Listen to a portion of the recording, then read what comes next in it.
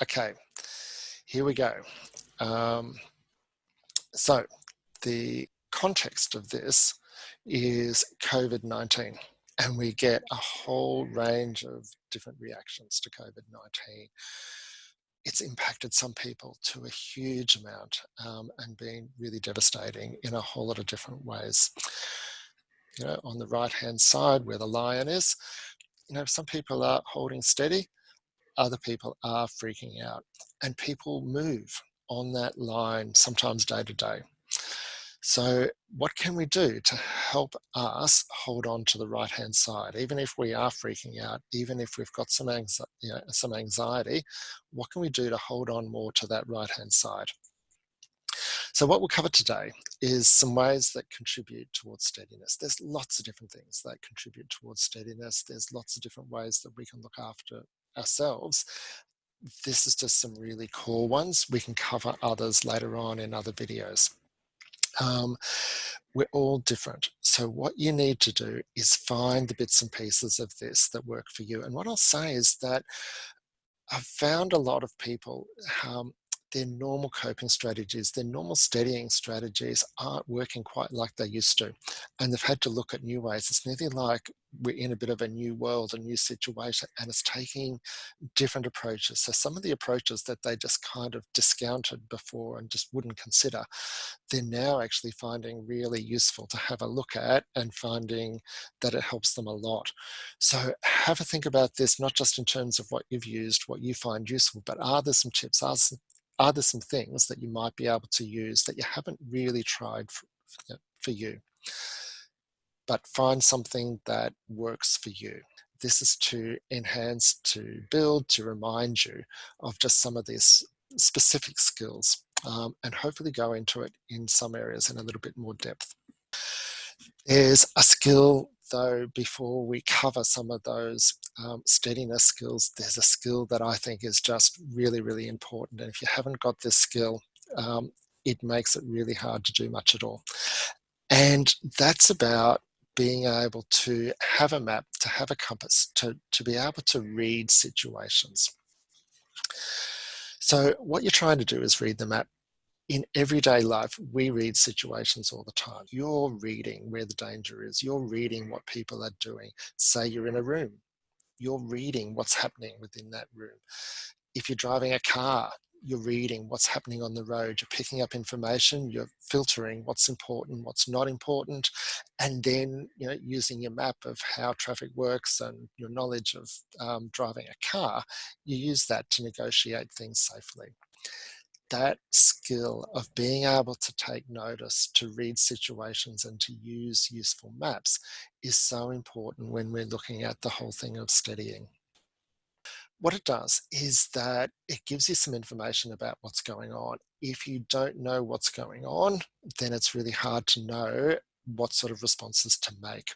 And we're really looking at terms of what's our internal state, how are we reacting inside? So what's the physical, what's the mental, what's the behavioral things we're doing, what's the emotional responses that we're having? So when you think about that, when you think about this whole COVID-19 state that we're in at the moment, what are some of the words that you would use to describe what you're seeing, either in others or inside of yourself? Here's some of the ones that I've heard. People are saying that they feel uncertain.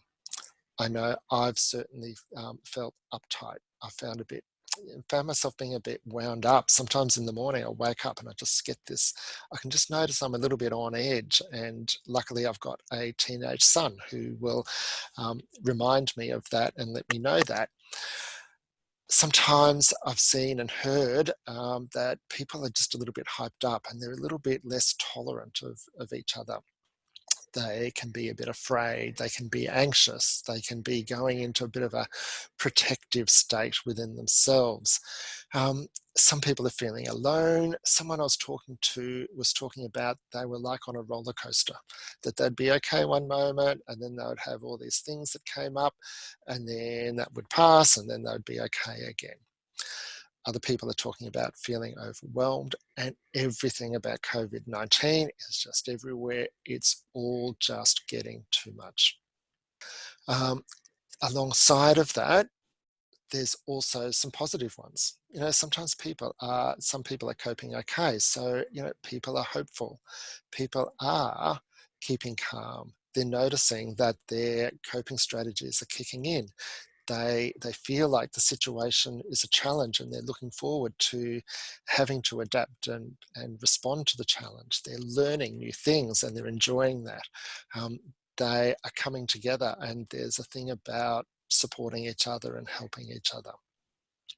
So all of these things are what's happening inside. I know I was speaking to a physiotherapist. They were saying everyone they had worked on recently, their shoulders were hunched, their muscles were tight. Being able to get a handle, to get a lock on where we're at, and to be able to track that over time is really useful in terms of being able to respond. And so what we need to do there is to be able to step back, notice what's going on and how much it's there. So the stepping back is a really important thing, because when we're so involved in something, when we're so lost in something, we might notice it to some extent, but stepping back gives us that little bit of space between what's going on and what we're noticing. And that's where we can apply our brain a little bit and look a bit more intentionally about what our responses are going to be. There's a whole lot of good things that come along with being able to step back, even if it's just a little bit. We'll be talking about some skills later on. But one of the things that's useful when we're stepping back and noticing is to be able to name what's going on. And so that helps organize things, it helps contain it and put some structure around it. So just that thing about being able to identify or name, sometimes the things we'll notice will be more like a feeling. They won't have really specific words, so we use like a metaphor around it or a description. But even just noticing the feeling and saying, oh yeah, let's get a handle on it, being able to notice that and name it is a really useful strategy. And the how much it's there starts to look at how strong it is. And how sometimes I talk about being like a rabbit hole. How far down the rabbit hole are we? If we're really stressed, we can get a long way down the rabbit hole, and it's really hard to come back from that. Or we might just have a little bit of a touch of it, just a little bit of it. So looking at what's going on and also the intensity or the strength of it. Let's do some practice. Let's do some practice just really quickly about what you notice. What happens when you see this picture? Just notice your internal state. What do you want to do? Do you want to move towards it? Do you want to move away from it? Do you want to pat it? Does it make you feel good or not good? Do you get a sense of security and safety when you see that picture? What is it that happens inside? What happens inside when you see this picture? So, do you want to move towards it? Do you want to move away? Do you want to pat it? Do you get a sense of safety? Do you get a sense of danger? So obviously our internal response is going to be very different. And when we're looking at our responses, the responses that we have are much more based in our nervous system rather than being in our brain. So our nervous system is going to have that initial response of this is okay or this is not okay. And our mind will then pick up on that a bit later on and then say, oh, this is why this isn't okay. So the mind and the emotions often come second. The nervous system will respond first about what's okay and what's not okay. One more picture. And this is a little bit of a different picture. What about this picture? What happens when you see that? Now, depending on whether you like rugby or not, that would be a different response. Depending on where you were, say at the grand final when Jonathan Thurston and the Cowboys just pipped the Broncos at the last moment, and depending on what team you were on, you'll probably think, that was a good moment. That was just a heart-wrenching moment when my team lost, if you support one of those teams. Again, they're just internal reactions. If we can keep a track of them, then it's more likely we can develop good responses. So what are the benefits of reading the map? So it gives you information, tells you what is going on. It's also important because that's what you're going to pick up on to be able to tell if what you're doing is working or not working. So you're going to be judging, does this seem to be making a useful benefit for me or not? What can I do about that? The stepping back and noticing and being aware creates some separation and distance from you and what's happening. And that is psychologically a really good thing. It gives you breathing space. It creates that sense of self, a sense of home base again, even if it's only like a 5%, just that little bit of separation can then be something that the coping strategies can take hold of and then build and grow that over time. You know, it might come and go, but at least it's there. It also changes the brain when you can step back and notice something. It steadies the brain, the fact that you're doing that. And so it starts to get into that whole area of mindfulness. Mindfulness is just being aware and being conscious of yourself, being aware of what you're noticing.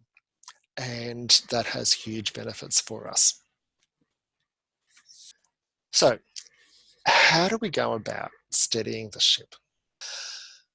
When you look at this, there's a couple of words that I really want to pick up on. One is that when you start to steady, what happens internally is that you're putting yourself in a state where capacity is building. You're starting to regather, you're starting to reset, you're starting to compose, and you start to replenish. And so that's a capacity building place. There's two words that aren't there that often people would expect to be there. And the two words are to calm and to relax. That might happen and that might be something that you want to do, but when you steady, that's just as applicable if you're going into, you know, a situation that is scary or dangerous and frightening, and you don't need to relax at that time. You need to be on your game. You need to be connected to your brain.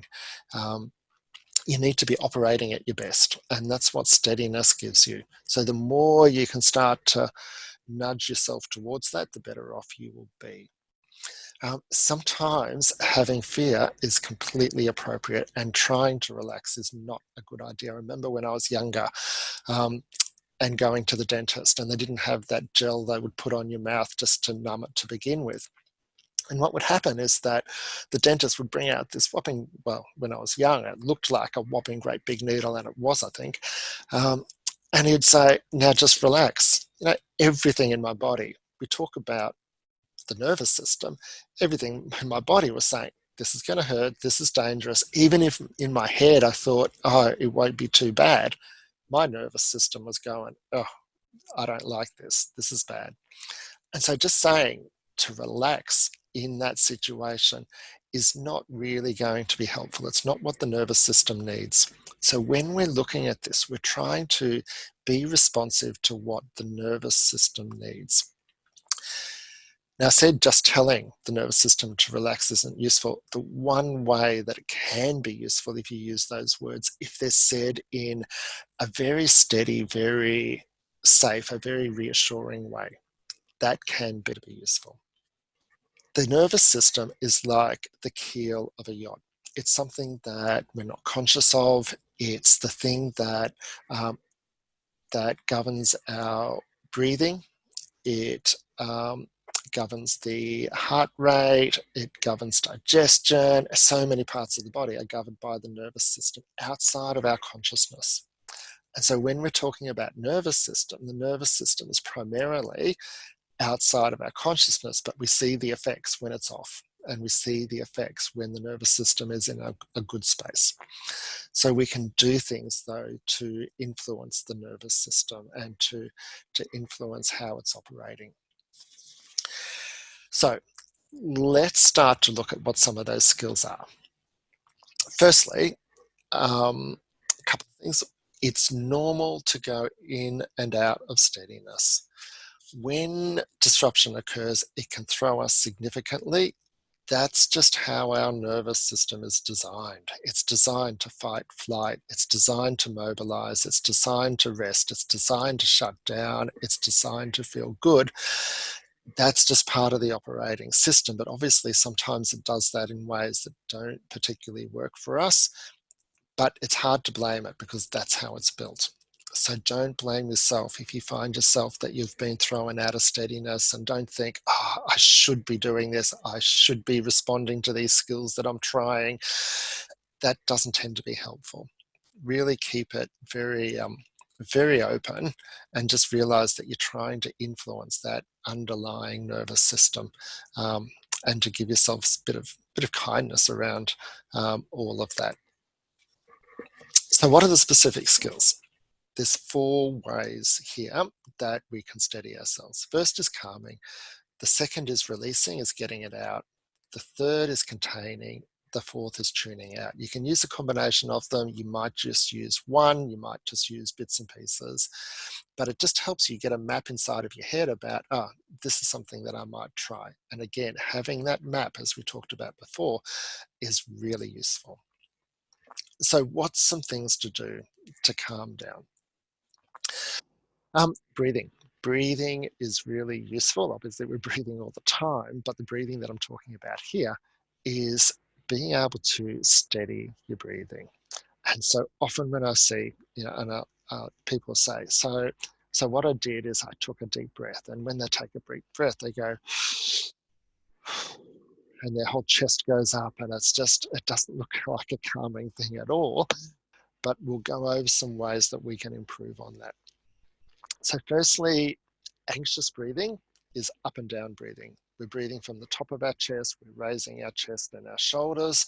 When we need to steady, when we need to connect our brain and our internal nervous system in positive ways, having a breath that is even and having a breath that is smooth. So it might not be even to begin with, it might not be smooth to begin with, but just trying to even out our breath a little bit, just trying to smooth our breathing can be really helpful. So what you might do is just count in for 4, out for 4. And what we're looking at, and you probably can't see it here, but if I put my hands on the bottom of my rib cage, you want to feel your rib cage move in and out. Now, that might take a little bit of practice for some people. Other people just are used to it. They've done it before. It comes pretty naturally. But the thing is about your bottom of your rib cage moving out, you breathe into the bottom of your lungs, and then you breathe up. So that's that diaphragmatic breathing. I often tell people to put their hand on their rib cage and just notice the movement of their hand in and out. So it means that they're not even concentrating so much on the breathing, but on that movement of their hand moving in and out. And as a consequence, their breathing just starts to steady. So sometimes we just need to do things that'll give a little bit of an aid for what we're doing. So breathe in steadily, breathe in smoothly, and you might want to lengthen your breathing just depending on the situation and how fast you're breathing. So over time, you just want to look, if you really want to steady, if you want to replenish and get to that balanced state, probably around 6 or maybe a few less breaths in a minute. So it's 1 every 10 seconds, an in breath for 5, and out breath for 5. That's the sort of rate that you're starting to want to be able to do over time. If you don't get there, it's not really important. Don't sweat if breathing's not your thing or you don't get there. Just moving towards a more settled breath, an easier breath is really useful. It sounds simple, but so many people don't do it, and it actually takes conscious practice. The other one is grounding, and that just doesn't look like it's spelt right, but I hope it is. It just looks a bit strange. So grounding is about seeing yourself in the situation and coming back, probably more than anything, back to yourself, back to your body. So you might do that by looking around you and picking some things about 5 things that you can see, some things that you can hear, some things that you can, the temperature of the room. Um, it might be 5 blue things, it might be 5 things or 4 things that are sharp, 3 things that are smooth. So it doesn't really matter what it is that you use. It's good to have like a set routine, because when you're stressed, then you just go to the things that you always use. So as long as you've got probably some standard things, that is really useful. And it's about getting yourself back to home base within yourself. Sometimes feeling your body against the seat, your feet against the ground, is another really, really good one. And it kind of moves into that whole orientating thing. When we get stressed, when we lose our steadiness, our orientation seems to go off. So reorientating ourselves to the environment can help us as well. I always think about Steve Smith when I think about orientating. So when he's batting for the Australian cricket team, you'll see him look around. So he's orientating to where the fielders are, but he actually consciously points out to the different fielders and saying, yep, you're there, you're there, you're there. And that process is actually exactly the sort of thing that can be really helpful, because you're just consciously identifying, that's there, I'm here, this is what's happening.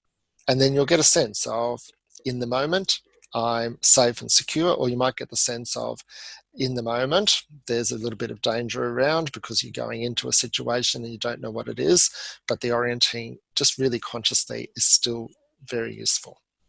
And we've talked a little bit about mindfulness, because mindfulness and being aware and stepping back and noticing things is really good for steadying. And if you do that over time, if you spend just a little bit of time being very conscious of either your breath or what you're doing, or what's happening around you, and just being in that, what they call observer state, just noticing it, it's great for settling the mind, and it builds steadiness. And all of these things, when you do them regularly, it builds steadiness over time. And so you become that little bit more resilient. Don't like using that word, but a little bit more resilient, and a bigger buffer between you and being thrown off. Second one is release. Release is things that get it out. So it's when you exercise, it's when you talk it out. It's when you talk about decompressing, and sometimes people will talk about letting off steam. It's that getting it out. It's releasing the energy. Sometimes people find just any sort of movement is really handy, both for grounding, but also for getting it out. So they'll just be really conscious that, if they're standing there, one person said he wiggled his toes, and that was his thing of just releasing that little bit of energy. It's that movement just to get something going, or they pace and walk around the room. That's that releasing of the energy. When you're out of a situation, that's where sometimes the exercise, the talking it out, some people will write it out in like a journal sort of way, anything that will release that for you. The other one is to contain. So contain is more about putting structure in. So I was talking to someone once, they'd been to an incident, and what they did is that they wrote down, here's what happened, here's the 4 areas where there was danger, and here's how I understand them. So it structured it in his mind, and he had more of a handle on what was going on. For myself, I remember a time I was working in an organization, and there was just crazy stuff going down. Like, it was just the sort of stuff that you don't expect, that caused a lot of upheaval. You didn't know what was going to happen next. And it would throw me, and I'd go into my colleague's office and I'd go, this is crazy stuff. I don't think I used the word stuff. I think I used another word, but this is crazy stuff. I don't know what's happening. This is just madness. And so what I did is that I sat down and I wrote down the crazy stuff and where and how it was happening. And I wrote down the characteristics of crazy stuff. And then I looked at, okay, so in the midst of crazy stuff, when everything's in upheaval and you can't get a solid direction. What are the sorts of skills that you need? What are some of the responses that you need? And I didn't even actually come up with that many responses, but just the fact that I had put down all the characteristics and organized it in my mind, then when I heard the next thing that came through, it was like, oh yeah, there's crazy stuff. There's that stuff. I know that. I know you. I know what to do. And that happens for you guys all the time. You go into chaotic situations all the time, but because you know a way of handling it, because it's familiar, you've learned that response, you've got that structure. So regaining that structure and containing things can be really useful. And then the fourth one that I want to talk about is, one more about containing that someone told me. This is one that I used recently that I always thought, oh, this is a stupid idea. Someone said, look, what you need to do is to, I was feeling uptight, and they were saying, what you need to do is to give yourself a time and say, that's my time, I'm going to feel uptight. And I just thought, oh yeah, that's a bit strange. It could work for some people. I'm not even going to try it, just dismissed it. So I woke up the other morning, I was feeling a bit uptight, didn't know why. I was getting lost in all the things I needed to do and didn't know what to do to some extent because everything was happening. And so I thought, okay, I'm going to try this. And I said, okay, all that unsureness in my head and that slight bit of anxiety, wherever it was coming from, that bit of being wound up, I'm going to do that this afternoon. I'm going to set aside a time in the afternoon to do that. And then I'm just going to work through my work. And for some reason, it helped contain that sense of anxiety, I called it, I don't know what, being wound up inside of me. So it's just another way of putting some structure around it. That's where maps are useful. So knowing a map of, okay, in this situation, what can I control? What can I influence? What I have no influence, and being able to contain it in that way, that's a really useful map that helps put some structure around it. Knowing what my stuff is, knowing what your stuff is, that's again another useful way to help put some structure in. So all those ways contain what's going on. They engage your mind. So you're looking at specific things that engage your mind. Fourth one, sometimes it's good to tune out. Sometimes it's good to walk away. It's nearly like trying to work things out all the time, even trying to settle yourself all the time doesn't work. And we need things. We need things that distract us. We need things to take our mind away from things. So whatever that is for you, it might be going for a walk just to think of something different. It might be watching a little bit of TV, but don't watch too much TV. That can be just a little bit too mind numbing at times. But if it's helpful, if that's what you're noticing, then that might be what you need to do. It might be reading a book. It might be doing something different, something that's a bit new. Sometimes things are a little bit challenging to the mind. I remember for me, not one that's relevant now, but indoor rock climbing. Would think of nothing else, and that was really good just to get away from the whole situation. Some people call it running away. It's a really useful thing at times. In its place, it's a fantastic thing to do. Okay, so that's just 4 different ways that you can use. So just have a look, even if you don't use these 4 ways, what do you do when you start to notice inside of yourself that things are getting a little bit unsteady? And how do you tend to respond to that? And it doesn't really matter what your answer is there. If it works for you and is helpful, that's the most important thing. The more you can practice ways and the more you know how you can steady, the better off you'll be if in times to come.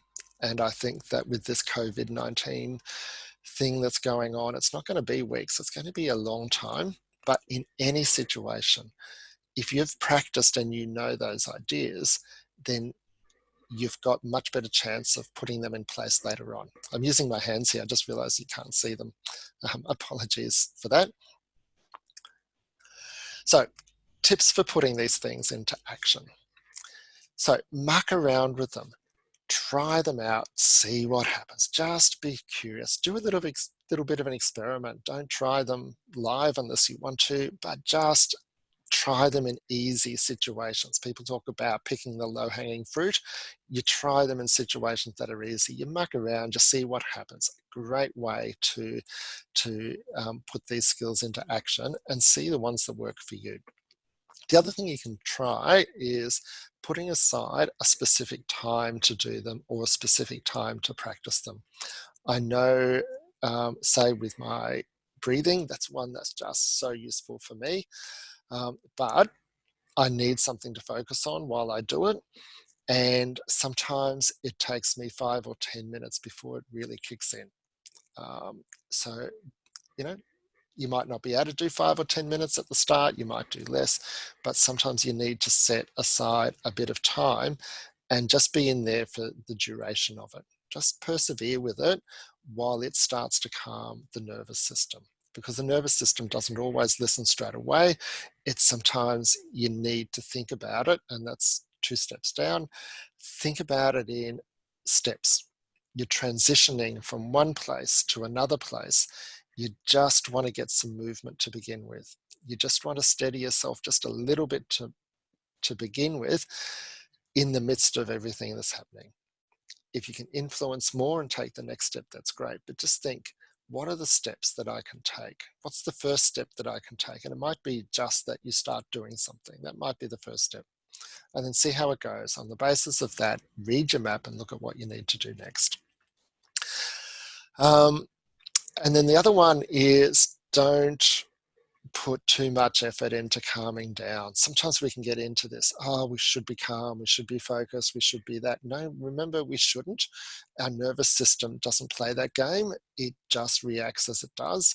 If we're not calm, we're not calm. If we're calm, we're calm. We can do things that influence it, but we can't control it. And sometimes we have more influence and sometimes we have very little influence.